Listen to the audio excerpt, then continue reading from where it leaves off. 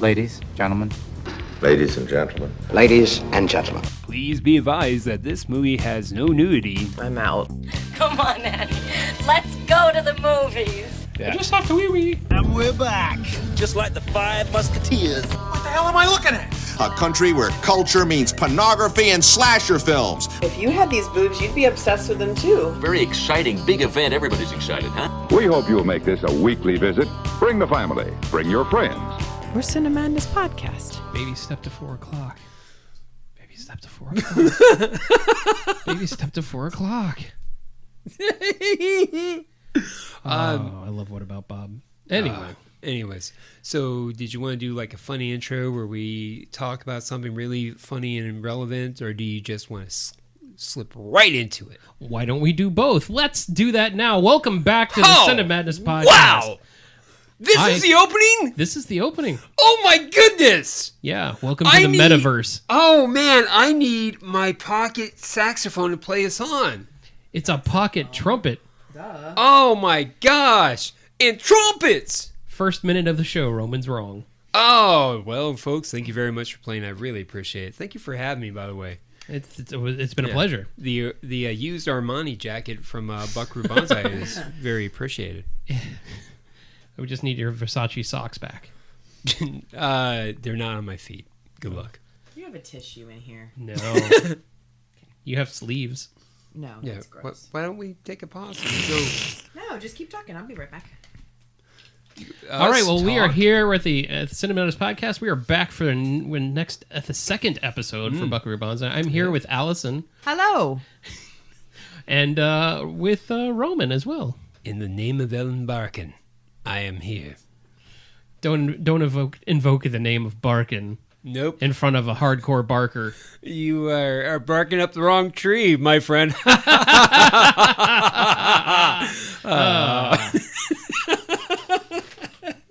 Oh boy, we might as well just start, having Welcome to the simultaneous podcast. Embroidered like name tags and it's where you can hear the nose blow.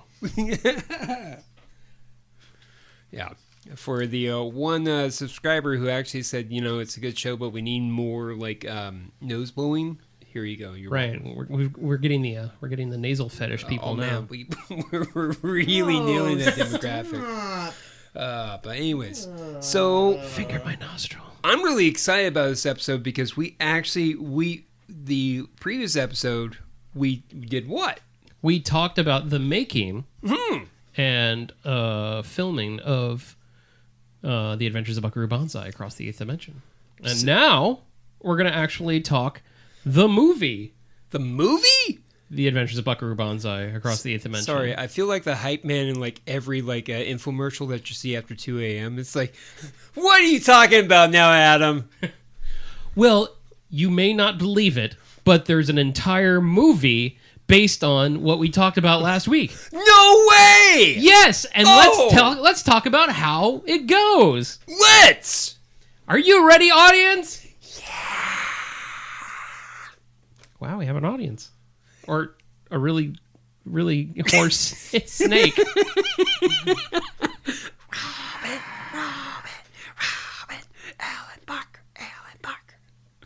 Alan Barker.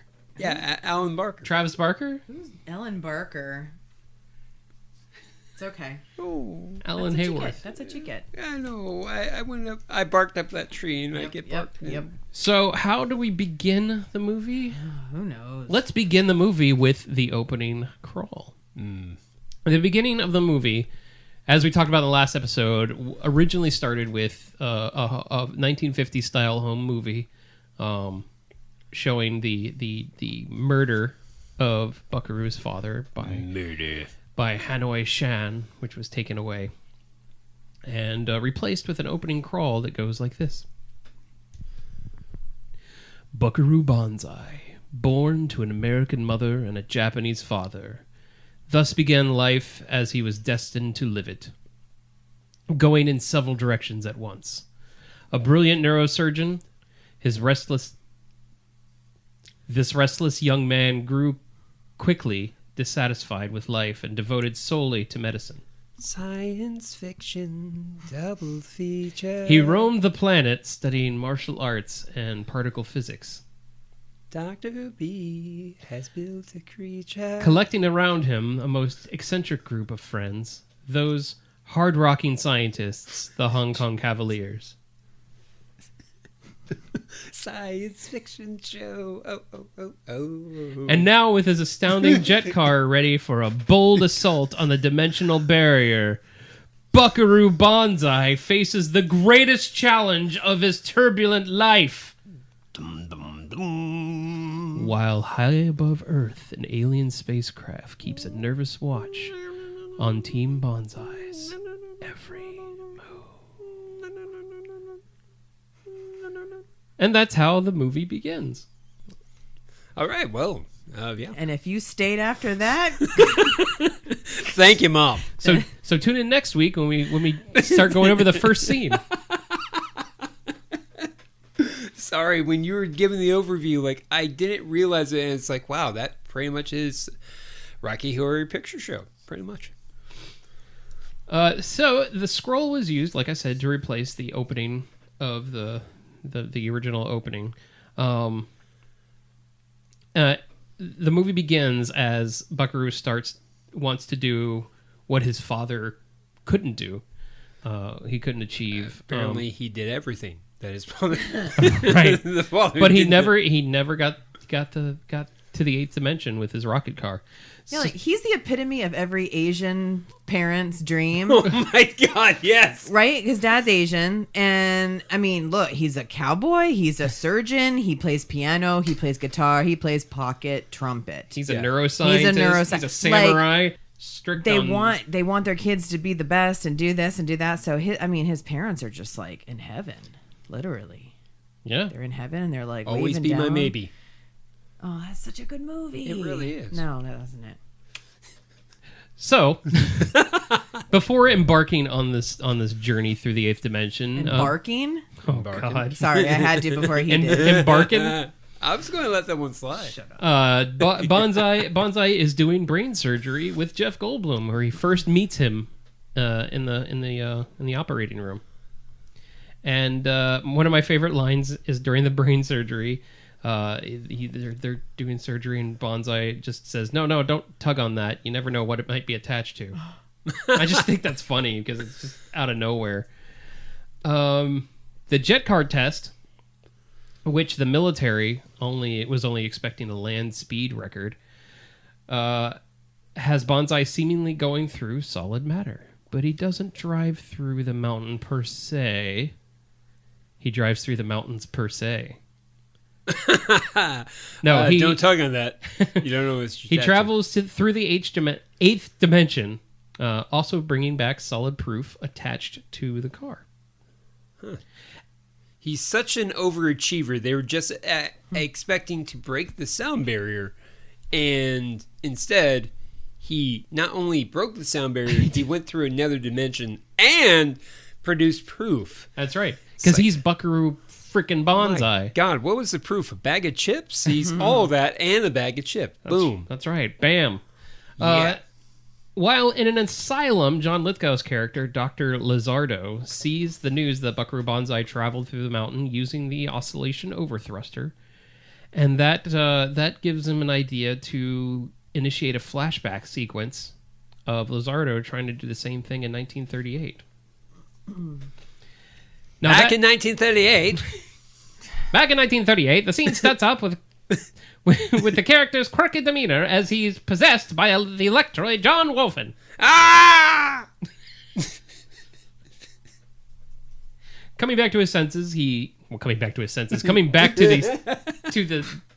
the present, he snaps the neck of Breaking Bad and Better Call Saul's Jonathan Banks, which had hair. He had hair in that movie. I didn't even recognize him. And I'm watching Better Call Saul right now. Yeah. I was he got rough looking. He did, but I was like, wait. Well, he became nobody. He gets it. I don't. The movie Nobody. He was Saul. He was in it. It was actually good film. Michael was in it. But okay, that's where I'm lost, because I was like, Better Call Saul guy was, but... Yeah. Better Call Saul guy. Yeah.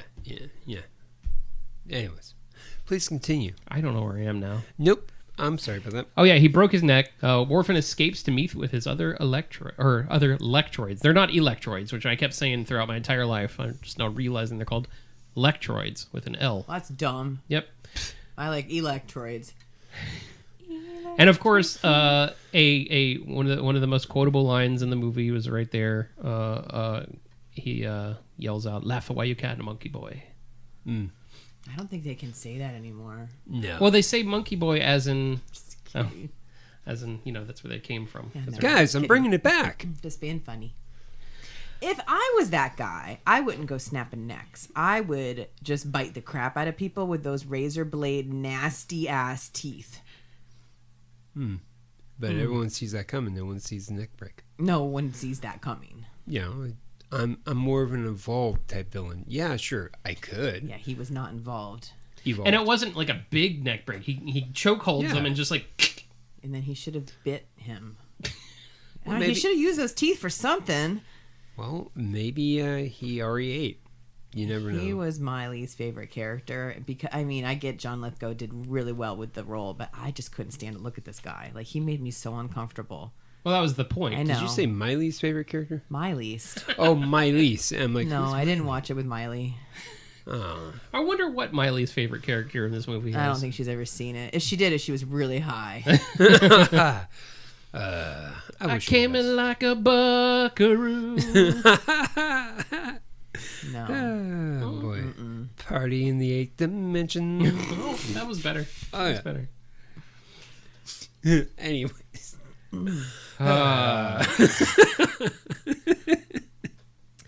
So after that, we are then blessed with a fabulous performance by Buckaroo Banzai and the Hong Kong Cavaliers. Pretty much, yeah. It's pretty much that. Yeah. Like I said in the last episode, Peter Weller is an actual musician. He played the guitar, he sang, he played the pocket trumpet, but he still had to mime the piano. And in this scene, we are introduced to Penny Pretty, played by Ellen Barkin. Ellen Barkin. But you're also introduced to one of the hottest people in the movie. Perfect Tommy. Yes. Yeah. You know, when Guy Guy Pearce Pearce came around, I thought that was the guy who played Perfect Tommy. Oh, I could see that. Yeah. Yeah. And Man, that time machine was really good. I could see that. I mean, Peter is attractive to a little bit. His eyes are gorgeous, Yeah. right? And that's, I was like, before I even knew who that was, I was like, that looks like the guy from RoboCop. And then I'm like, it is the guy from RoboCop, just because of his eyes. But you get that pretty. Murphy. I keep wanting to call him Pretty Ricky. Pretty Ricky. Yeah, it's a rap group. Oh. Go figure. But Perfect Tommy. Perfect Tommy. He was just like that. There's always that, good-looking guy in the movie, and that was him, especially when he didn't have a shirt on under his blazer with his shoulder pads. I don't know. It was like if you were going to recast this, that would be the Jared Leto character from Fight Club. So I just thought that was funny. Yeah, it's Jared Leto playing Billy Idol. Yeah. Wait, Jared Leto was in Fight Club? Yeah, he was the Yeah, prettiest he was one. Angel. He was the blonde. And they beat up his face. He wanted to beat up something. He wanted to destroy something beautiful. Yeah. That's what I'm saying. He was the pretty one. I know, mind blown. So next episode, Fight Club. Whoa. We gotta wait for Roman to come down. Guys, if you can't see my face right now, I remember that scene from Beautiful Mind where John Nash has like the equation going on. That's precisely what's going on, but I just hear Jared Leto, the Joker, doesn't suck as bad. His roles, and I'm writing them all in sequential order, and then I'm brought back to Pretty Ricky. Perfect Tommy. Pretty Ricky. I'll play Pretty Ricky for you later. Oh, in fact, Perfect Tommy's a great character in this movie. He's such the antithesis of Buckaroo Banzai's activity. Yeah. One of the best lines is, give her your coat. Why do I want to give her your coat? Because you're perfect. Yeah. And he's like, I am perfect. Yeah. Oh boy. So in the scene, we are introduced to Penny Pretty, who is down on her luck, and she tries to shoot herself, but the waitress bumps her arm as she tries, and she fires the gun into the crowd. Idiot. And Allison's favorite scene, everybody pulls out their guns, and all hell breaks loose. Hey, did you want to catch the band tonight? yeah. I'm going to go. Hey, did you bring your gun? yeah. Never leave home without it. Okay, all right. I wonder if they're going to cover that one song. They're probably going to play their pocket trumpet. Oh, man, that's going to be awesome. Yeah. One of my favorites, and one of my favorite scenes is right before they go on. But it makes sense there's a deleted scene that made it make sense, but they're just like, oh, I wonder what happened in the 8th dimension. I don't know. And then the club owner's like, I don't care who you are, but we're in New Jersey and you're going to play rock and roll in my club. Like, what? But in the deleted scene, there's a longer scene of them like in the green room talking about it, and the guy's like waiting for him to go on. And it makes more sense then, but he just like comes in, he's like, I don't care who you are, we're in New Jersey and this is my club and you're gonna play the rock and roll. Like, since I don't have you, nothing says rock and roll like that. Well, they came out and played the I know. song. Well, it wasn't really rock and roll, but yeah, they then he's just like, who's crying? He's like, he can feel it. Yeah, like, he can feel the stop sadness. the music. Who's crying? We're gonna make you feel like a jerk. You stop crying. But, there's no crying in rock and roll. Oh, you can hear that? I'm way in the back over here, guys. Seriously? She was crying pretty damn loud. Yeah, and she was drinking. You know, she had a good fifth in her. She wanted attention. And there was one scene. There was one scene that always kind of makes me go, "Ugh." It's where she takes a drink and pulls it out, and there's that saliva that's gross. string. Anytime that happens, that's disgusting. That's stuck in my head for like 30 years. I don't know, like if it's on a saliva string on a kiss, like see Cruel Intentions. That's kind of hot. Well, maybe that scene. Huh? But I remember that scene. Yeah, it was maybe not another teen movie. Yeah. But No, I'm good. that was cool. It's not. Another, and that's where the big famous line comes from. You know, hey, don't be mean, because no matter where you go, there you are. It's great. It's a great line. It doesn't make any sense. No. I don't. It makes all of the sense. Not to me, it doesn't. Where are you right now? I'm at your house. There you are. It's Yeah. just no. Yep. No wonder she wanted to take her gun out. Why would you say that to me? She's like, Hey, this isn't where I want to be. crying lady, did you look under there? Underwear? I just made you say underwear. don't tell a clinically depressed person dad jokes. Oh shit. Underwear. Yeah. Goodbye, cruel world. Oh boy. So they go to the jail where Penny's being held, and he wants answers, but he really wants answers because at the show he kind of put it together as who she looked like, because when she said her name was Penny, he's like, did you say Peggy? Because that was the name of his wife that got killed by Hanoi Shan. So they named their daughters Penny and Peggy. The pretties. Poor girls. Pretty. Priddy. Yes. So if you guys sad. remember Wreck-It Ralph, there was a scene where they introduced the female lead character, and Vanellope Pitstop? No. The female badass character. Jane Lynch. Yes. So where the other soldiers is like, no, she has really tragic backstory. Mm-hmm. That's exactly what I was thinking of when I was prepping for this. I'm like, wait, she has really tragic backstory. Yeah. And play the tragic backstory, and that's where you like hear the real like cooking up as. But I really like the idea of her being a lost twin of his dead wife. It's so pulpy, it's so outlandish that it would only happen in Buckaroo Banzai or telenovelas. Yeah, and the fact that they didn't address any information, like we're just left to just like ask a billion questions. It's a sequel that doesn't have a prequel. I had more questions on that storyline than I did on the rest of the movie. Well, there is a comic book now that talks about it. Good. Okay. Oh, good. I don't like pictures. It's because I always tend to read ahead. Okay, so after that, Buckaroo and the band find out about Dr. Lizardo's escape, and they are also aware of an electric disturbance, which turns out to be a spaceship from Planet 10, where the Lectroids from. Wow. The Lectroids. Yeah. Yeah. And they're orbit around Earth. I think you keep saying electroids. Orbit Which is around fine. Earth. Orbit around Earth. In New York. Around New York. This scene also introduces Jeff Goldblum as a new member of Team Banzai, as he shows up in his cowboy garb thinking he was going to practice, which is another great scene because he gets everybody's name wrong. Yeah, he just reminded me of Steve Martin in Parenthood. Cowboy When Dan. he came out as Cowboy Dan. Hey there, Pilgrim. And They called them Buckaroos! He did. Yeah. That's right. You're right. Hey there, Buckaroo. And he's like, and then he came around. And he was sliding all over his guts too. And then you know what else?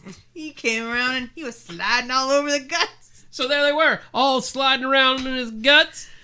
You know what we got? Lollygaggers. You're sliding in the guts over here. You're sliding in the guts over there. You know what that makes you? Sliders.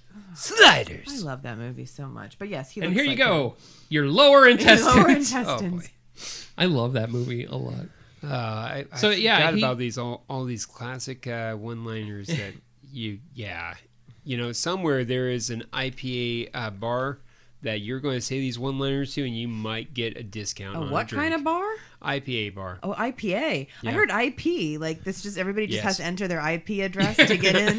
Yeah, it's just an internet cafe at that point. You've heard internet cafe. Well, this is an IP cafe. It's great. IP It's cafe, great. yeah. It's outstanding. I like the bits. There's some good bits in it. Like I mentioned in the last episode, this is a really good performance from Jeff Goldblum. He's not over Goldblum. He's not yet the fly Goldblum No. yet, but he's really good. It's around the Transylvania 65000 type of Goldblum. Yeah, he's not quite the Goldblum that we saw in Jurassic Park. Right. You know, well, son of a bitch did it. Anyways, no, but he's like right after that I point. didn't know with the fly. Jeff Goldblum was Gonzo in Jurassic Park. No, I'm not. Son of a bitch did it. I'm not doing it. I'm not doing it. He's God. so Jeff Goldblum in the newest Jurassic Park that I only watched 3/4 of the way through. He's too much. I still haven't watched it because it looks like a chore. Yeah, It looks like a is. job to It watch is. this movie. But speaking on him, it's just like, shut up. Well, that's I know Roman hates Thor Ragnarok with a passion. Oh my God. I hate Jeff Goldblum in that movie. I can't stand him. Yeah, I don't like today's Jeff Goldblum. he's a lot. He's become a caricature of himself. Well, yeah, I mean, even in those apartments.com commercials, he's a caricature. Yeah, and he did a thing on Stephen Colbert. He did his own 12 Days of Christmas. I'm like, this is terrible. Yeah, he His- needs to pause. Jeff Goldblum's best Jeff Goldblum has to be Steve Zissou. Oh, he was great in that movie. Yeah, Life Aquatic. Yeah, he Oh, yeah. he played Jeff Goldblum. Yeah. Oh yeah, no. Hey, hold Maybe on. Cinemadness podcast just cancel him for a little bit. Or No. pause him. We'll pause him. No, there's no way. Okay, a couple of things. This was in my contract when I signed to join Cinemadness podcast. We will not cancel out Jeff Goldblum or the Muppets references. Okay, I'm sorry. Breach. Call my agent. What Roman doesn't know is we secretly made him sign a Call my agent. useless piece of paper. It's on. Your Wait. agent is Bagelman, who left. It's Jake from State Farm. Wasn't Bagelman he wasn't an agent. He was something He was the else. producer. I like this Studio khakis. head. I like this khakis.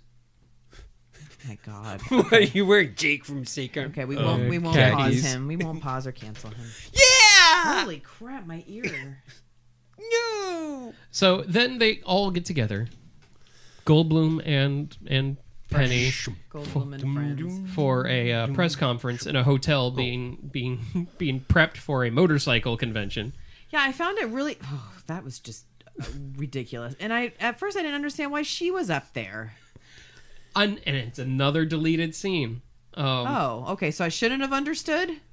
But yeah, the deleted scene is they all walk up and they're talking on stage, and then the government guys are like, all right, we got to get this done. We got a motorcycle thing coming in, and she looks around and she just sits down. Oh, okay. Well, they should have kept that in. Yeah. Because I didn't understand why she was up there. Yeah. But she took control of the thing. She understood the little mini bag. Can you imagine when they announced when they were cloning sheep? It's like, we have a wonderful breakthrough where we cloned an actual sheep. It's wonderful. Hurry up, we got Monster Jam coming up. Hurry up! But this is a once in a lifetime thing where it's fascinating. Yeah. Gravedigger's coming, man. Seriously. Hurry up! And okay. Son of a digger. They're all here. There's a son of the digger now? We actually have Bigfoot. He's actually going to be showing up. Not the truck. Just actual Bigfoot. He's making his first debut. And he's going to be drinking a Yeti. The jokes that will fly. It's going to be amazing. So stop with the sheep. No one cares. So you have to hurry up with the convention for the motorcycle convention. Yeah. Please continue. I just thought it was funny that the general is like, well, we got to hurry it up because there's a motorcycle convention coming in right now. But let's talk about the biggest scientific breakthrough that ever happened right now. Like the cloning of sheep. And in that scene, the three Lectroids, the Three Stooges Lectroids, show up.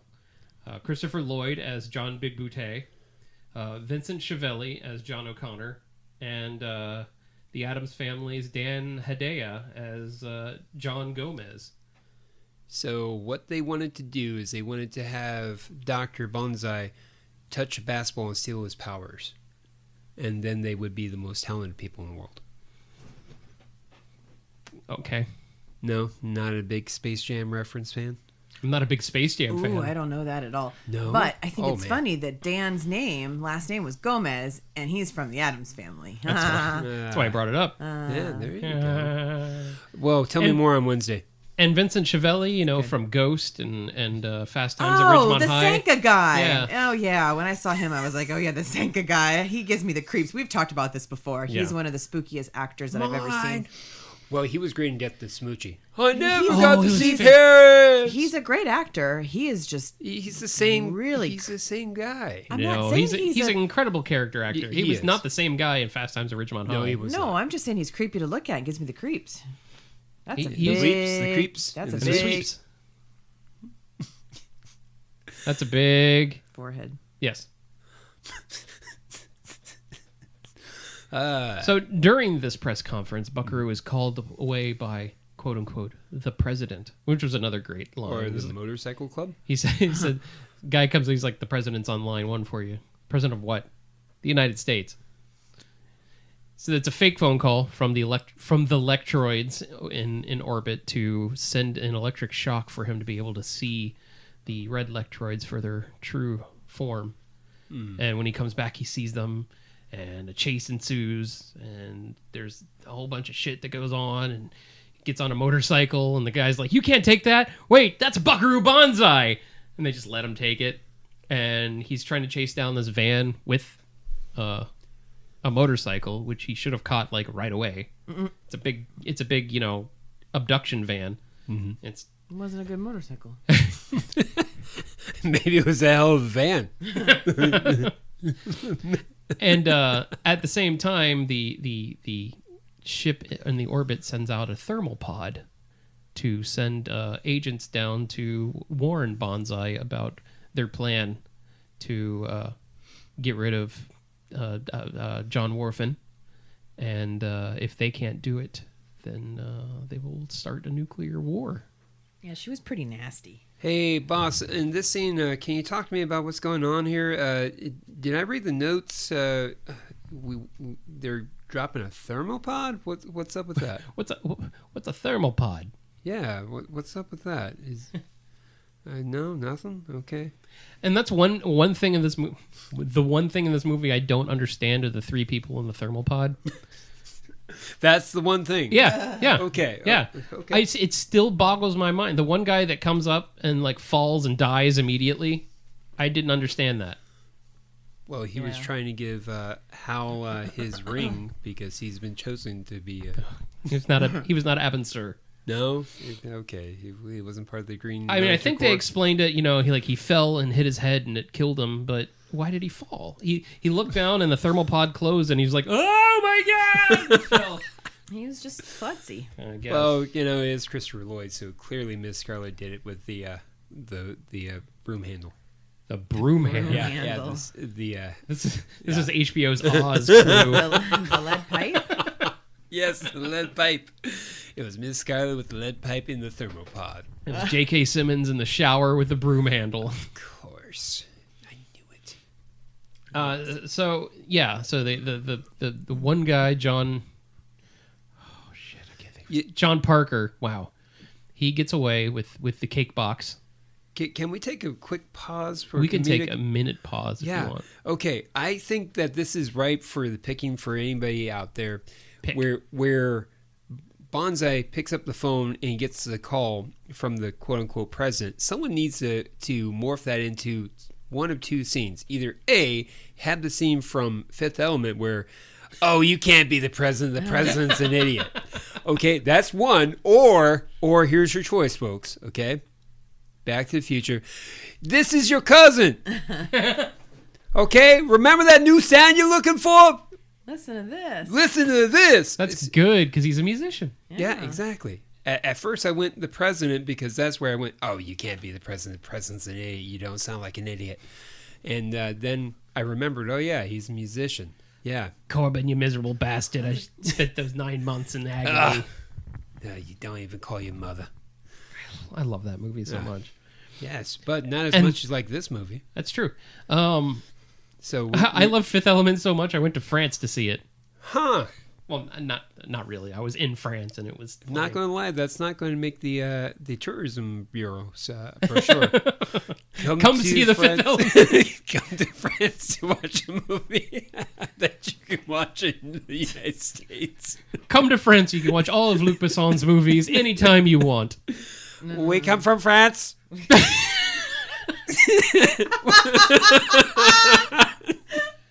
we have a thermopod. Nibs, there's something wrong with your code. No, they come over here. We come from France. We need to see Fifth Element. It stopped playing in our local theater. Yes, in mass quantities we would require. Oh my god. Oh, first time I made Adam snort. Well, actually, that was Allison making Adam snort. Oh, wow. That was funny. That was great. Yeah. Oh, so back to the thermopods. Roman's on a roll this episode. Oh, man. You know what? What can I say? It's all that electroshock therapy He's that going to you... go down the roll here soon if he keeps talking. Oh, I'm just totally... this is my life, guys. You know what? I've been on fantastic dates, and it's like, oh, yeah, he's just really turn good. his mic off. Yeah, pretty much just, yep. So the Buckaroo chases down the Electroids van, and he saves Dr. Hikita, the Asian guy that they kidnapped, which I forgot to mention. And he gives Hikita the formula to make other people be able to see the red Electroids for what they are. He licks his hand and puts it on his forehead. Silliness that Banzai does. Again, but if there's not a dead alien falling out of the pod, you don't question it. Nope. Okay. That's true. Yeah, that scene was fine. The weird thing that tries to kill Alan Barkin at the end, that was fine. The weird baby toy that Perfect Tommy was hypnotized by, that was fine. Oh, that was fine. But why did the one Lectroid just die? That sounds like a really bad two guys walking in the bar. One Electroid he climbs out of the thermopod and dies. Why? Because he saw it. I don't have a punchline, guys. Sorry. Have you heard about the one Lectroid that died when he fell out of the thermal pod? No, I haven't. What's going on with the thermopod? He had a splitting headache. Oh! Yeah. It was a shock. Anyways. Oh. You're welcome. So, back at the clubhouse, doing some digging, Team Banzai discovers that everyone at Yo-Yo-Dine is named John something. My personal favorites are John Smallberries, John Mini Jars, and John Yaya. Still not as good as the actual crew that worked on this film.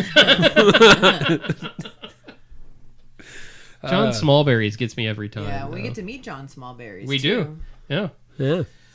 They all have residences in Grover's Mill, New Jersey. Mm-hmm. And if anyone knows anything about Orson Welles' War of the Worlds, they made it into a real-life thing in this movie where they came around that time. Orson Welles found out about it, tried to warn people, and they hypnotized him into making it sound like a hoax. But the only thing I don't get is why did the Lectroid die when he fell out of the pod? Well, it's funny when this part of the scene, because I rewatched it when I was in 2003, 2004, this particular film. That's right around the point where I'm like, oh, damn, this is actually pretty deep. Damn, I got a hidden gem here. Hot dog. Yeah. You thought it was pretty deep because they were trying to intertwine War of the Worlds. Yeah, like I mean, it was pretty funny. Like, yeah, it's like, it's oh, cool. Wow. Like, yeah, it's like, I could just picture those goofy aliens. I've sat through all this bullshit for this payoff. This is actually a decent payoff. Yeah. You see Orson Welles and the goofy guy, and he's like, what you got to do, stupid human, is you have to do this. And they like convince Orson Welles to do this. Like, I don't know. It was funny to me. And the aliens are coming. They are come. Ladies and gentlemen, this was all just an act. A pure act. And I'm still trying to figure out who fell out of the thermopod. So after discovering this, they finally get their visit from John Paca, who brings them the message. Get to the Paca! Who brings the message on the yellow record with the weird little alien thing spinning around, where they had to wear the bubble wrap on their face. Oh my god! I watched this film and I don't know what the hell you're talking about, and I know what you're talking about at the same time. It's like, what the hell? If I had to pick a scene, I guess that was the scene where I was just like, what am I watching? I cannot believe you made like a sleep mask out of bubble. Like I paused it and I was like, is that bubble wrap? And like the one guy comes in, I forget who it was. It was Buckaroo. But wasn't it somebody else with him? Oh yeah, it was the other girl there. The girl, yeah. She comes in and she's like, "What is that?" And they're like, "Here," and she's just like, "Oh yeah, I'll put it." Like she didn't even question. Like, "Oh, thank you. I almost forgot about my bubble wrap mask that keeps me protected from." You seem to forget that she works for Buckaroo Banzai. I know, yeah. I did, but that whole scene was just like, "What the hell am I watching?" There's their $12 million budget. Bubble wrap. They had to make. Didn't Don't Worry Darling basically steal that moment? I don't know. I didn't watch it. Oh, I didn't watch it. It's again a similar film where it has a very interesting first and second act. Third act's a little bit disappointing, and they still have unanswered questions. I seem to like it better when it was called The Stepford Wives, but let's move on. Yeah, but that's none of my business. Cue the Kermit the Frog meme. Oh yeah. I was thinking the wavy arms one. Like that doesn't make any sense. No. Where he's drinking tea, looking out the window. It's like, yeah, I hear "Don't Worry, Darling's" good, but I liked it better when it was called The Stepford Wives. But that's none of my business. That's none of my business. Yeah. So they find out that they have a very short time to stop John Wharton from traveling through the 8th dimension. How short? 43 minutes left of the film. That's how short. That's right. So if they don't do it, they will launch missiles from America to Russia, starting a nuclear war. And Perfect Tommy's not having any of that. That was the only time I heard him get really excited. He's like, "That'll be an unprovoked American attack on Russian soil." Yeah, he wanted to sound smart. How long did that take? Till 2023? Anyways. So they get ready to they're getting ready to infiltrate Yo-Yo-Dine, but before they can, they get attacked by the Lectroids themselves, trying to get their hands on the oscillation overthruster. I forgot to mention I'm actually proud that you said that without messing up. Like, I'm envious of that. Ovulation overthruster. Ovulation? I don't know. It's the only thing that would have made this movie even more ridiculous if that's what they called it. The ovulation overthruster? The ovulation overthruster. I think they sell those on Adam and Eve. Now I don't even remember what it's called. Oscillation. Oscillation. Like a fan. Oh. Because it spins in its little thing. Misbranding, guys. The one black guy, he's the blue blazer chief. That was the cop from Clue. Huh. That's all I was going to say about that. That's all I have to say about that. Well, that guy actually had a decent career. Yes, I believe. yes. Yeah, He was in Fletch. yeah. And he was in Clue. And was that his son, the little boy? Yes. Okay. Yeah, the son that wouldn't take the $20 bill. Yeah. But he knew how to use that gun. That there was a gun. That there is an RV. Not those stupid guns that everybody else is using in the movie. That's not a knife. That's their concert guns. He had a bigger gun. Yeah, he had an M4. Yeah, that's what I'm talking about. Wow. That's the type of guns I need to whip out at that concert. I'm a little. I got gun envy. Not gonna lie. Like, wow. I think I need to buy like a Corvette now to make What up are for you the size of my talking gun. about? It's a deep joke because penis envy. No, I got it. I don't think it has anything to do with guns. And it's not very Well, deep either. Where did that kid get that gun from? They Genetics. have they're blue blazers. They're ready for action. Yeah. Oh, okay. I mean, they brought in a helicopter Yeah, you're right. to rescue Buckaroo. They're flying away off my helicopter. He didn't sound like that, but he did say something like that. Like, hey, there goes my helicopter. Oh yeah, They yeah. stole my helicopter. He felt propelled. Okay, so the oscillator thruster. The ovulation over. Penny has it, right? He gave it to Penny. Yeah, he put it in Penny's purse. Yeah. Put it in Penny Pretty's purse. Yeah, Penny Pretty's purse. Like I'm just. I wonder if jealous that still at this has her point. gun in it. I can't even say my name without Probably. stuttering. Yeah. Yeah. So the Electroids infiltrate the place, which is weird because it's walled and got guards, but they can get right in. They just jump over it That's like true. goofballs. Yeah, and that's where Rawhide gets it. Rawhide. Clancy Brown, he dies in that scene. Yeah. Clancy Brown, he went on to write books, right? No, it's Dan no, Brown. no, it's John Clancy. And John Clancy. I mixed Tom them together. Clancy. Tom Clancy. Like if they Is had there a a kid. John Clancy? There's not a John. I mean, there's probably one in the world, but Yeah, not I'm famous. sure. Tom Clancy. Yeah. Clancy Brown has a huge career. I'm just talking about Okay, the book guy. the book guy. Yeah. I mean, he's Mr. Krabs. Okay. Wasn't there a psychic like Julia Brown or something? Julie Brown. Downtown, Downtown Julie Julie Brown. Brown. Wubba Oh, wubba yeah. wubba. Let's Or move, just Julie Brown. yeah, let's move them all together. Oh my heavens! Yeah, yeah. We'll just start a new game. Like we'll mesh everyone together. Mm-hmm. We have to figure out what name they are. 6 Degrees of Clancy Brown. Yeah. Pretty much. Okay. He was also in The Keep. Hmm. He played Frankenstein's monster once in The Bride. Huh. I love Clancy Brown. He's a great dude. Evidently. Oh, where was I? He died. Oh, yeah. Yeah. They were Blue all very Blazers, upset big about it. guns. They were all very upset and they just left him. But yeah, they basically did. Yeah.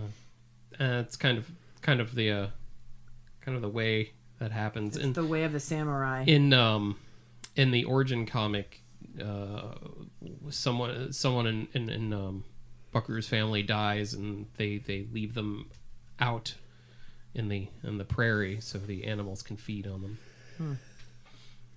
So that's kind of a thing. So chew on that for a second, folks. Yeah, everybody just get quiet now. Yeah. So they infiltrate. They go after them and infiltrate the Yo-Yo-Dan propulsion. God damn, I can't talk tonight. Ovulation over thruster. I can say ovulation over thruster. Oscillation over thruster. You're welcome. And they find out that they've got they were able to kidnap Penny, put her in a torture thing with ants, which was weird. They covered her with ants, and then they had this little slime creature coming to kill her. What is this? A torture chamber with ants? And then they get they tell Buckaroo that they've got Penny, and he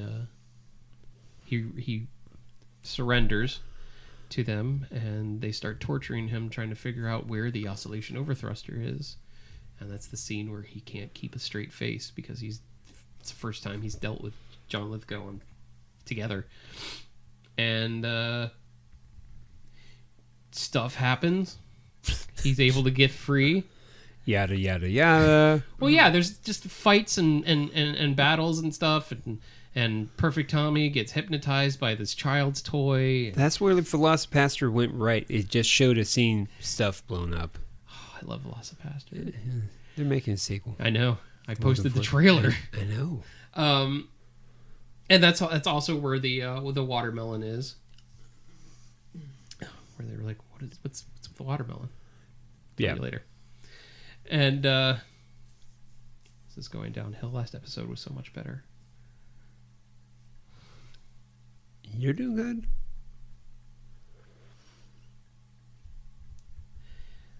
So Buckaroo saves Penny, and John Morphin gets away with the oscillation overthruster.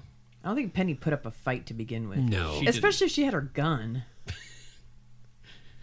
I think she just wanted to be kidnapped and rescued. Well, she only had the one bullet. She's kind of whiny.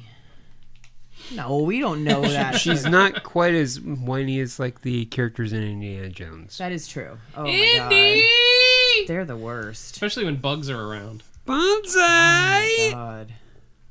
It's Banzai! And strangely enough, that's my favorite one. It's the Temple of Doom. Dr. Jones! That's your favorite movie or favorite girl? It's my favorite of the Indiana Jones movies. Oh, okay. Because No Time for Love, I Dr. thought we were Jones. talking about the girl. Kate Capshaw, Steven Spielberg's I mean, wife. the best one would probably be 3 because she was like the bad girl. She was bad and she actually did Elsa. stuff. Yeah. Mm. She was a Nazi, so she had to do stuff. She couldn't let it go. Killing Nazis. Yeah, she was cool. I like her. She talks in her sleep. Yeah. Oh, Kate Capshaw. I hear the secret that you keep when you're Talking in your sleep. Maybe she's a Nazi spy. So Buckaroo and John Parker go after Dr. Lizardo and find his big ol' crustacean spaceship. I really like the spaceship designs in here. They all look like coral. They're weird. And Some were SpongeBob SquarePants basically owes some royalties, pretty much. well, I mean, Mr. Krabs is rawhide, so Yeah. So they get on the ship. They're able to take the oscillation overthruster, and they get into not a thermal pod, but just a smaller ship, like an escape ship, and a very short and anticlimactic sky battle happens. And he's like, up, left, my left, Yeah. dive, fire, done. Yeah. It's around this time of the film where I personally feel, and this is where the third act lags so much, where it's almost like they're like, shit, how much more left of the film do we have?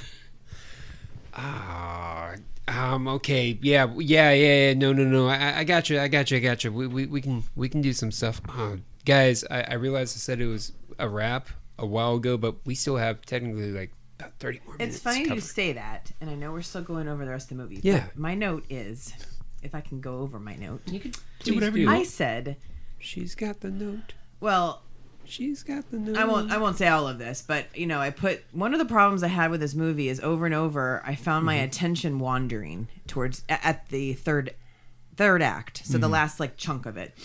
Yeah. Because while there are so many like great parts and scenes and stuff, at this point in time, I felt that I had to like wade through different things because a lot of the things was just like mindless scenes to me that didn't need to be in. Like it was like sensory overload to me, and I just caught myself kind of like drifting off and having to be brought back like, wait, what is happening right now? Like they were battling in in space and now it's over. Wait, now they're in a pod and it was just I missed the first part of the movie where I like could follow it better, if that makes any sense. Okay. Well, in their defense, they did have to hurry up because they had a motorcycle event. You're welcome. So up to the left. Got it. Yeah, so they destroy Worfen ship. Worfen's like, Buckaroo, I'll see you in a hell. Mamma mia. Like Mario. Yes. It's a me. Woohoo! Oh, that would have been the best. I'm see- sorry. On a side note, that's my favorite part of the new trailer that they put out is at the end when he's playing Mario Kart. First of all, how badass is that? And then Yeah. he goes, woohoo! And I just watched it over and over again because it makes me happy. Yeah, I could talk that Mario movie all day. But anyway, We didn't pick that Mario movie to go over. We picked the... Woohoo! well, the movie hasn't come out yet. Yes. Well, maybe we're in the 8th dimension right now. Maybe we are. What dimension are we in? I don't know. Third? But we're not going to talk about that right now. No. So, we're at the end of the movie. Buckaroo parachutes down Yes. to find out that Penny is dead. Womp womp. So he goes in to give her a last kiss. Looks and- like it's now Penny Dreadful. Wow. Yep. You're welcome, people. Wow. That was a David Caruso takes sunglasses or puts sunglasses on CSI moment right there.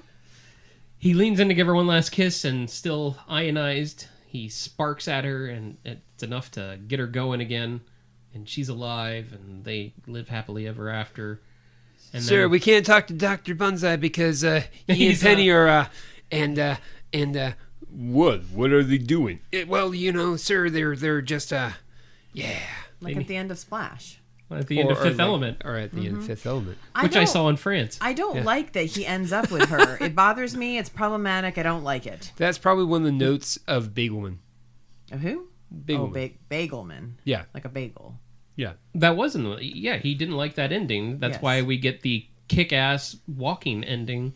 No, but he still kept it in. Right. Yeah. Right. I don't want it in at all. Why is it problematic? Well, it's problematic for me because I feel that he is just kissing her because she's replacing his dead wife because it's essentially the same person. He doesn't love her. They don't know each other. They're barely talked in the whole movie.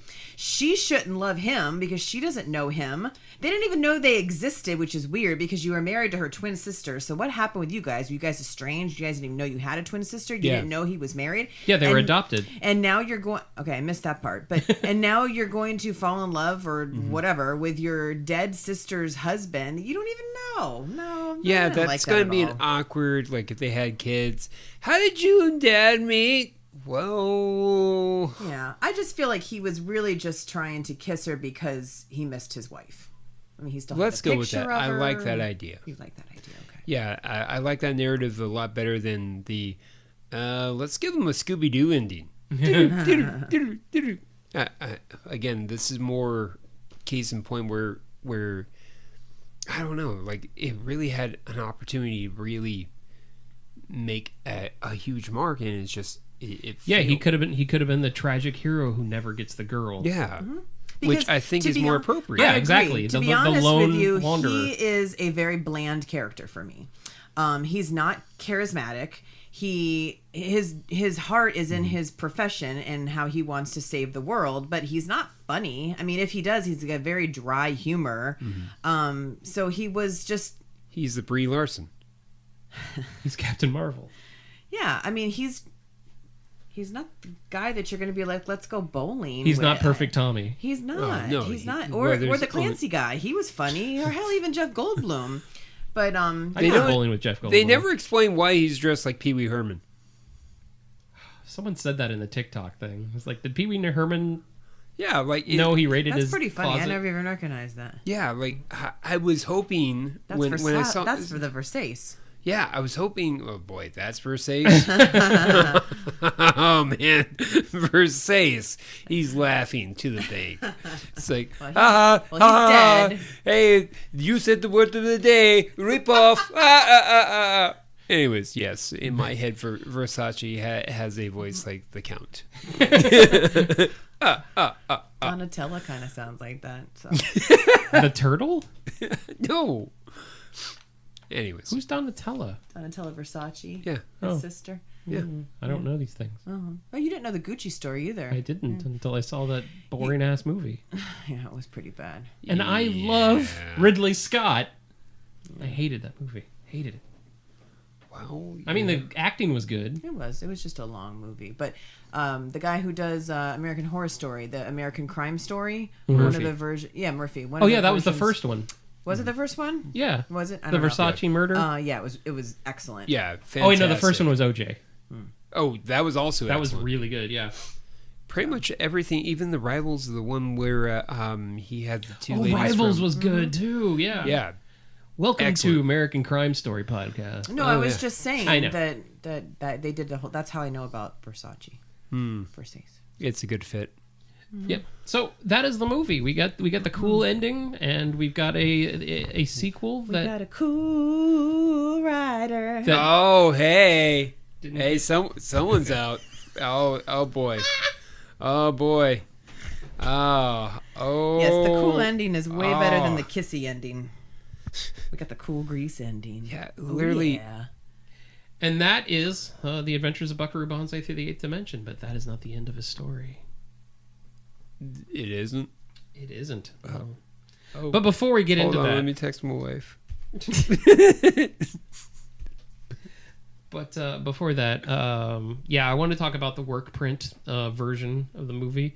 The director Richter, he talked about it. He talks about it on a little mini documentary about how there's a work print version that went around on VHS for a while, and some of the fans got angry at the studio saying that they didn't release the director's cut, and he said, this is not the director's cut, this is just a work print version that I sent to get the music and the sound effects right. And he said there's deleted scenes on it, but those scenes were meant to be deleted, and I don't agree with that. When we went through the movie, we talked about deleted scenes that made it make more sense.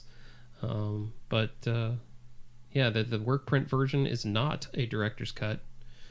Richter doesn't even have a copy of it. It doesn't really exist. He had to go through his VHSs to just even put them on the DVD itself. He just doesn't care that He doesn't care. that they're there. That's not the movie he made. He made the movie that you saw. Well, I can understand that from his point of view. Mm-hmm. But Hashtag release the Richter cut. Oh, I was waiting. I was waiting for that The opportunity. Richter cut. restore the Richter universe. Shit. Gene Siskel correctly guessed that the movie would attain cult status as soon as he saw the movie. Wait, he actually got something right? Right? Right. Right. The critical response, although reportedly dismissed by many critics as strange and unintelligible at the time of its release, the film received positive reviews from 66% of the 44 surveyed critics on Rotten Tomatoes. So yet again, quarter of the audience didn't get it, quarter of the audience hated it, and the other quarter of the audience absolutely loved it. The critical consensus on Rotten Tomatoes reads, the sci-fi parodies like these usually struggle to work, but Buckaroo Banzai succeeds, though, through total devotion to its own lunacy.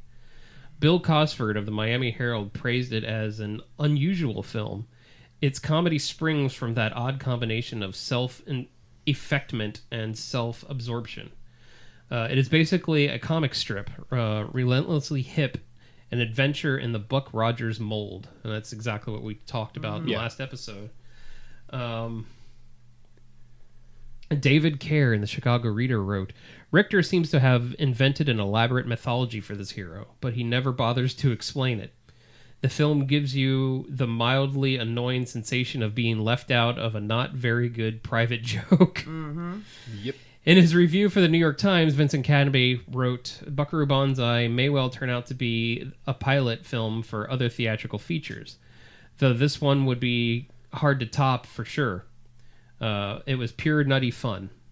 Richard Corliss for the Times wrote, its creator, Earl Rausch and W.D. Richter propelled the film with such pace and far-fetched style that anyone without PhDs in astrophysics and pop culture is likely to get lost in this ganglion of story strands. One wonders if the movie is too ambitious, facetious, and hip for its own box office good. In The New Yorker, film critic Pauline Kael wrote, "I didn't find it hard to accept the uninfected deadpan tone and to enjoy Buckaroo Banzai for his inventiveness and the gags that bounce off other adventure movies, other comedies, and the picture's sense of fun carried me along." So I think that's cool that critics weren't really harsh on the movie, that they understood the adventureness and the tongue-in-cheek of it all. You don't see that very often in critics. They just like to throw away stuff that's not made by A24.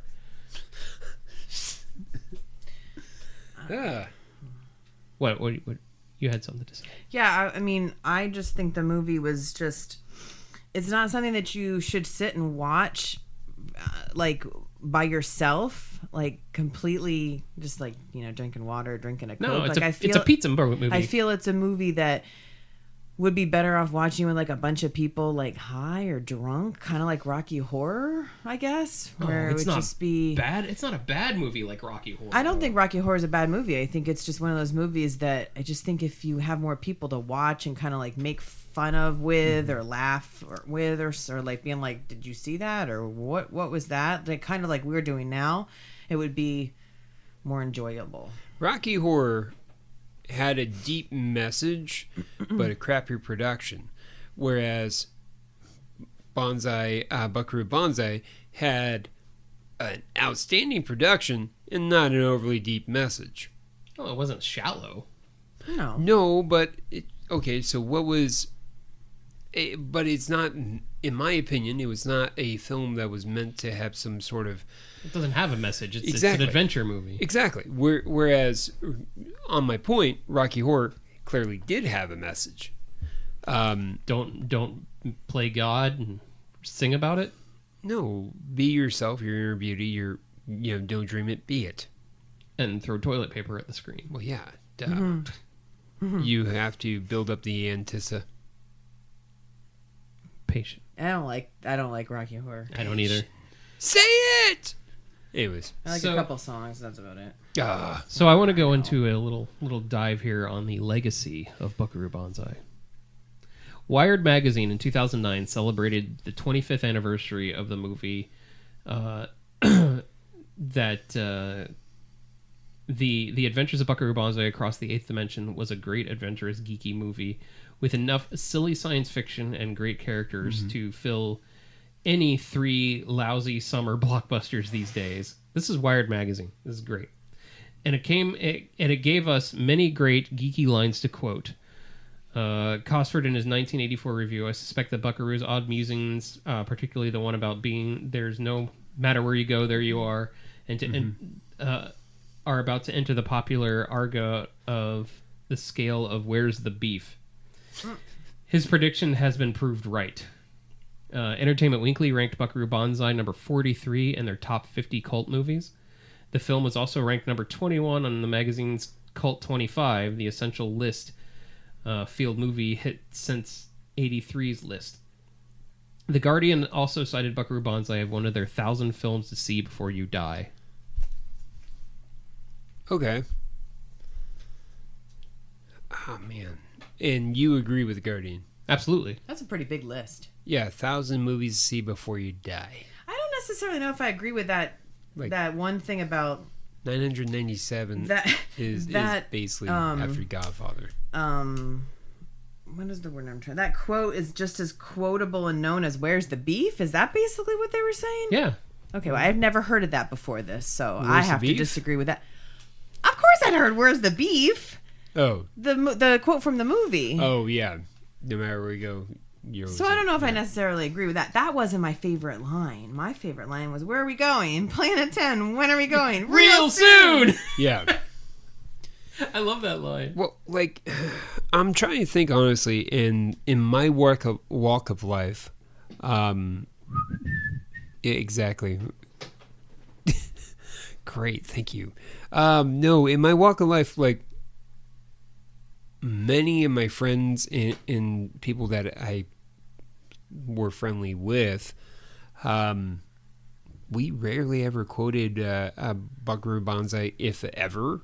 Like, there's a lot of films that we've quoted throughout the years, but no. So Where's the beef? I have more than a few times. Granted, it was with parents of like, it's like, hey, Roman, where's the beef? Hey, you get it? You get the joke? Oh no, you're too young. You're too young. Well, I also think it depends, you kids. It depends on Exactly. your friends, like your group of friends. So Right. obviously, Fair if you have a counterpoint. group of friends that have loved and watched this movie, then yes, you will quote that. Other than you two, I know nobody who has seen this movie. So obviously, I'm not going to hear these quotes. So Yeah, that's same. why I disagree with that. But it doesn't necessarily. If you interview a bunch of people who love this movie, then yeah, they might quote that all the time, way more than where's the beef? Not Okay. that I quote "Where's the beef?" Like a in lot, middle but- school and high school, I was hanging out with the Monty Python kids, the Mystery Science Theater kids, and we were Buckaroo Banzai kids as well. Now, maybe my circle of friends, because I had a couple that quoted Monty Python, and I personally don't care for those films, so it's like, okay, cool. Yeah, so you just didn't gravitate to Yeah. to those quotes. Yeah. Man, but if you quote Rocky, by George, I'm in it. Rocky or the Godfather. I feel Or the Rockfather. I feel like Kentucky Fried Idiot. But anyways. So, Full Moon Publishing published comic book stories filling out the past and future adventures of Team Banzai, and they pop up every so often. Hasn't been a consistent series, just little one shots or two shots, that kind of thing. Is that where they give the guy that they're trying to like feel out whether or not they're a keeper? It's like, hey, you know what? Fine, I got a project for you. Maybe. Do something with Buckaroo Banzai. We have the rights to it, so We have why a not? 3,000-page book of stories. Yeah, really. Yeah. Yeah, or maybe it's like punishment. It's like, dude, you were late. Here's what you do. You get a Buckaroo Banzai Yeah, story. yeah. It's like your teacher. It's like, you will write a story about how you disappointed the class and wasted my time. Okay, but instead it's like, you will find one of the stories and you will illustrate it and you will make it. One of my favorite Welcome. things points here is As you point to your screen, one of my favorite points here. well, my other laptop it's a touch screen, so I'm used to. So one of my other points here, I used to work at a gaming store. So you got the touch, you got the power. I got the power, yeah. Okay. And we used to play BattleTech, the little miniatures game with the mechs and stuff. BattleTech and Mech Warrior. Team Banzai makes an appearance in the lore. Really? Yeah, in the far future, there are mercenaries that have their own mechs and stuff. And I had a friend who always played Team Banzai when we played BattleTech. Huh. Yeah, it was cool. So they just freely give those rights away to anybody? It's like, yeah, here's a comic. Let's see, we'll sign the rights away to They're probably not expensive. They're probably really not. I bet Richter just sells the rights to anyone. My cool thing is... Hey, Tommy, did you get something out of the claw game? No, I just got rights to Banzai material. Oh, well, better luck next time. You'll get that teddy bear. It's like Stephen King rights. He sells his movie rights for $1. Yeah. Oh, wow. Seriously? Yeah, on I forget the crappy horror movie that he was working on, but Frank Darabont was on this movie and he didn't like working on it, and he just kept telling everybody about this Stephen King story that he bought for $1 that he was going to shoot, and it turned out to be Shawshank. Damn. Yeah, Stephen King loves selling his movie rights for $1. So if you ever have the itch to make a Stephen King movie, you can buy the rights at least. One of my favorite things is there's a huge connection between Buckaroo Banzai and Star Trek. The oscillation overthruster has been used many times in the Next Generation, not as the oscillation overthruster, but as different things. Even Yo-Yo-Dyne Propulsion Systems has an office in Deep Space Nine. I just think that's cool. I'm a Star Trek fan, and I'm also a Buckaroo Banzai fan. So I'm just curious, like, what the negotiation was with Commander Sisko. It's like, did they have to like set up near Quarks, and did they have to give a lab press latinum? Gold Press Latinum? Yeah. I don't know. No, but you can give me some umach. There have been 2 attempts to make a TV series. One on Fox that never made it to pilot, and then in 2009, 2010, I think Kevin Smith was going to try to do it. Ugh. And by 2016, he's like, nope, it's not going to happen. Well, it might have been It's wise. not because they don't have the rights, evidently. No, that's right. They give those away for Give those free, away for apparently. free. Yeah, it's like... Willy-nilly. In Steven Spielberg's adaptation of Ready Player One, the movie's protagonist, Parzival, wears Banzai's club suit to the dance. But he had, like, the wrong hair. But it's the suit. I know, but it bothered me that he didn't change his hair now. Well, that was Parzival's hair. I Percival, know, but whatever his now that I've seen this movie, it could actually be perfect Tommy's hair. It could have been, yeah. So All I gotta say is for the television series, how many phone calls to Bruce Campbell did... Yeah, were he there? could have been the Buckaroo Banzai. Yeah, like he... Yes, like he... Yes, why wasn't he just... Well, why hasn't It Bruce could- Campbell been everything that he could be? That's the question. Like, they did a live-action version of Beauty and Beast. Why the hell wasn't he a guest on? I mean, seriously, yeah, he's 70 years old, but come on. And finally, Thank you for chiming in, sorry, Allison. I'm just picturing 70-year-old, like nowadays Bruce Campbell as Gaston, and that's not good. Like, tubby... Yeah, no. Not Ash when vs. you- the Evil Dead, Bruce Campbell. yeah. No. And finally, in 2021, Dark Horse Comics published the long-awaited sequel to Buckaroo Banzai Against the World Crime League as a novel, which I am reading right now, and I am personally not enjoying it. Wow. It's very dry. Mm-hmm. It reads like a textbook. The forward is I don't know, like 20 pages long, and it's all about the history of Hanoi Shan. And I'm not having a good time. I was told that it wasn't a very good book, and I said, no, you're wrong. It's going to be a good book, and I am really not enjoying it. So I have to now we finish it. know what happens in Dark Horse Comics when you piss off the writers. You have to write a... You don't even get to be a comic book writer. You have to write a novel. No, you have to write a textbook. It's like, yes. You know... Do I get illustrations? You get the cover. You know, Lloyd, you've shown up to work drunk multiple times. And Lloyd. yeah, His Lloyd. name's just Lloyd. Okay. Lloyd. Lloyd. You know from Ninjago. Yes. I should know. I was there when they named you. Your name's Lloyd. That movie is so damn funny. It really is. It's I underrated. have no idea what Ninjago is, but I laughed my ass off. through that Ninja Go. movie. Yeah. Ninjago. I thought it was Ninjago. It is. It is, but it's like with everything else. Where yeah. Oh, okay. Anyways, yeah. Ninjago. So that's all I have. All right. I know we dog on it a lot. Dog on it. Doggone it. I know we dog on it a lot, but I really, really enjoy this movie. I love the lore of Buckaroo Banzai. I love the movie. I love the soundtrack. I love the science and everything about it.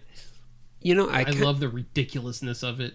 I kind of feel bad. I kind of feel like we need to go back 2 episodes because it didn't really come across, for 4 hours worth of podcasts that you love this movie. Episodes. There's the hidden episode we didn't tell you about. Yeah, where it's just me and Adam doing a rendition of Buckaroo Banzai as Muppets. But I'm only saying this because I'm with you guys on being critical with it. Yeah. But I still love the movie for what it is. Oh yeah, I mean we could take you name any of our personal favorite films, and I'm sure you guys can completely rip up. Like for example, if we were talking about Rocky, well you could say 15 Rocky rounds. or Rocky Horror? Rocky. Okay. Yeah, 15 rounds. They would have stopped the fight after the 5th, and you're correct. They would have, but no, in the movie they just let it go. And other things, why is this guy, 38 and 16 and he's getting a title shot and no one ever makes any reference to how bad he was, for the next sequels. It's like, wow, you were a mediocre boxer. Yeah, sure, you beat up Apollo Creed, but it's like, okay, how come no one's tested him for some steroids? I mean, clearly he's more ripped. Okay, everyone's talking about Drago. It's because he beats his meat. Oh, shit. That's the ribbon we were looking for. Hi-yo. Because it's the ribs of the meat. Doggone. Yeah. Oh, well, doggone it. Look right there. He's beating his meat. What do you want? You want the moon? I'll give you the moon. God, I hate that movie. I hate It's a Wonderful Life. You shut your mouth right now. There's a riff tracks for It's a Wonderful Life. I've seen that movie once. I'll never watch it again, ever. I love the beginning. I love the beginning when they're in high school, and that's it. I will never watch that movie again. But anyways, going back to these movies. Dance So on the pool. apparently you're talking about how like Rocky's one of your favorite movies. And blah, Well, blah, blah, no. blah. It's Oh, more of a okay. case in point where you can basically rip up anything if you like. Well, sure. There's no perfect movie. Well, Godfather. I'm sorry. There's no hold on perfect a second. movie. Yeah, Godfather. Like, no, there's no argument. The Godfather. If The Godfather is so good, then why is Part 2 better? Can we not get into The Godfather during this podcast? I'm just trying to say there Yeah, no. legit is I'm no busting perfect you- movie. I'm busting your In chops. your mind, yes, that is a perfect Yeah. movie, but there's no such thing as a perfect anything. No, I agree with you, and I'm just saying that to get your Yeah. goat. I mean, I don't care about The Godfather. And she doesn't have a goat. I wish I had a Stupid. goat. I'd name him Loki. Wouldn't that be a cute goat name? I had a friend who had a goat named Loki. Oh, okay. I would name mine Brady. You're welcome. Stupid. You're welcome. I just going back to there's no perfect movie. Anybody can like what they want to like. I'm glad I watched this movie. Little Mermaid, that's pretty perfect. No, it's not. I've I mean, never seen it. it's one of the most perfect Disney movies, but Yeah. I'm glad I watched this movie because that was one of the very, very few references in one of the greatest movies. Well, not one of the greatest movies. One of the greatest adaptation movies of Ready Player One. I pretty much kind of not figured everything out, but even if I don't play video games, I knew who certain people were, right? But I was like, she's so like excited that he's wearing this Buckaroo Banzai outfit to this dance, and like he's all about it, and she's like swooning. I'm like, what is this Buckaroo Banzai? Like, I've heard of this, but I was like, what is this about? So I'm glad I watched the movie. Do you feel fulfilled now? No, it's not. It's not a fulfillment because that wasn't a key part to the movie where I needed to watch the movie. Now I understand he had a love for this movie, so he was like, I want to wear his suit because he's Buckaroo Banzai. He's a badass. I don't know. It was also her favorite movie. Was it? I forgot yeah. that. Okay. So, because good it for was them. a love letter for their love. I don't remember that being her favorite movie. I remember she quoted some stuff about it, maybe. I don't know. Again, I think... In the movie, it was. I don't know if it was in the book. Okay. Maybe that's where I am. The book was Remember, different. the movie was really different than really the book. different from the book. Yeah. I got through the third chapter. Sorry. Adam. I know. Adam. Just breathe. He not everyone can like the best book ever written, so. Hey. It's okay. Now you're as disappointed as most women in my life. Congratulations. I'm sorry. I can't find a flaw in that book. No, and no, you need to read the second one. You need to read the sequel. I'm a quarter through it. Oh, that hurts me too. I mean, It's not grabbing me. There's a whole John Hughes universe. Have you gotten to that part yet? No. Oh God. Okay. Anyways, so He just marketed the Oni. Oh, we need to keep going. Okay. Overall, I liked the cast, the performances, the aesthetic, the music, the dialogue, the special effects, and the costume. Oh yeah. That's a lot to say that I liked about this Yeah. movie, correct? Yeah. The main problem I had, the dislikes, was it's just not my genre. It's not my cup of tea. The campy sci-fi, and that third act I found my mind wandering, where I was filing my nails, or I was just kind of like, what time is it? And I just wanted. From the first to the third half, I was enthralled with what's happening. Like, I almost wanted somebody to be like next to me. Well, Carter was, but he wasn't paying attention. But I was almost just like out loud. I was like, "Are you serious?" Or like, You should have watched what? it with my dad. I should have. But I was like talking to myself. I was like, "What the heck is that?" Or wait, what? So it was entertaining. It's not a movie that I will watch over and over again. But I'm glad that I was introduced and I watched it. Good. Yeah. Cool. No, as I've stated before, a lot of great to be had. Like I mentioned before, it's almost a reverse Rocky Horror Picture Show in terms of having the production have everything that you want, except the message is not profound. But again, as we've stated, it's not meant to have a message, and that's fine. Also, in previous episodes, I stated that it's a very confusing movie because it's right at that cusp where if it was just a little bit zanier, it would be a fantastic lampoon. It was borderlining on How to Build a Bomb, Dr. Strangelove. Yeah. It was borderlining on... It was. Yeah, it was borderlining on... See, it was Kubrick brilliant. Yeah. Wes Anderson and Stanley Kubrick had a kid. There you go. It was borderlining on oh my heavens, not Bottle Rocket. Rushmore. It was borderlining on that in terms of the humor, in terms of the pacing. It has such potential. To me, it was just one of those where it's just slightly missed. You can do the same thing with Tank Girl, where you can kind of pick up and say, Tank Girl does have its moments. Yeah, where it's like, oh man, this is a brilliant film, and then that's a good movie to compare it with. Yeah, it's the same quirkiness, I the could same see that. adventureness. Yeah. Adventureness. Well, I was comparing it to Big Trouble, and I don't know if I should or not, just because Big Trouble is very good. Big Trouble or Big Trouble in Little China? There's two movies. You're right.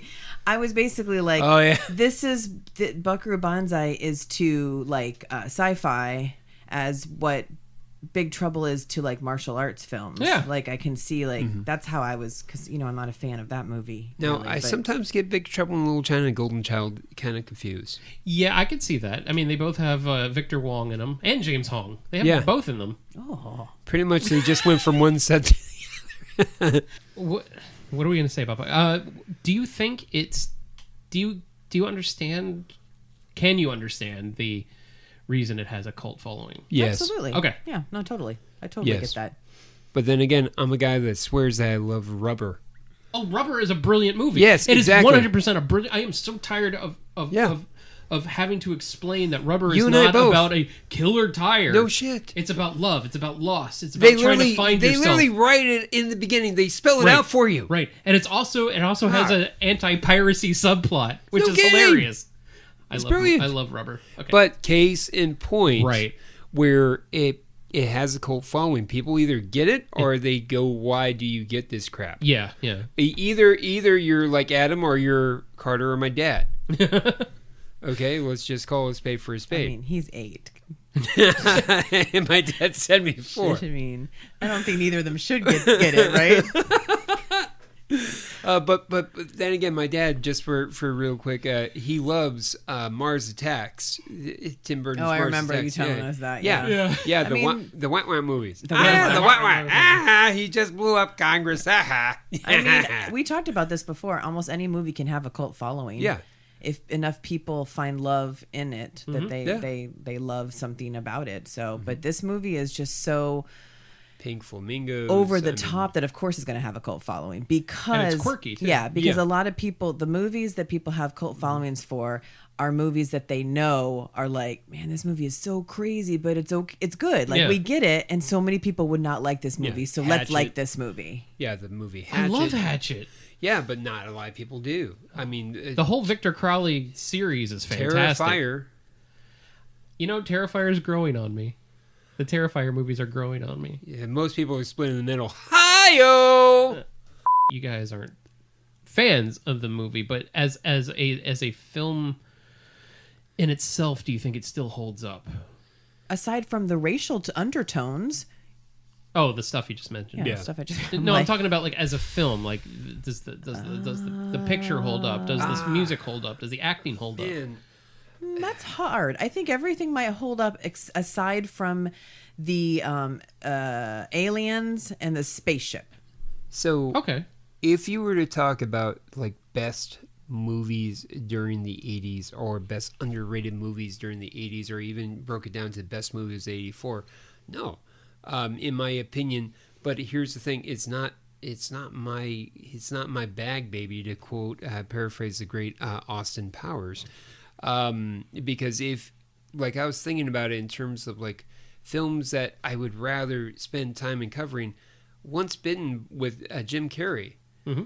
There's an amazing dance scene where Jim Carrey is being possessed by the vampire, and he's in a dance scene with his possessee, and his love interest that he's trying not to bite, and he's being torn back and that's forth. a great scene. It actually is very, very underrated. What does that have to do with nowadays movies? I'm bringing it back. Oh, okay. I'm bringing it back. I'm lost.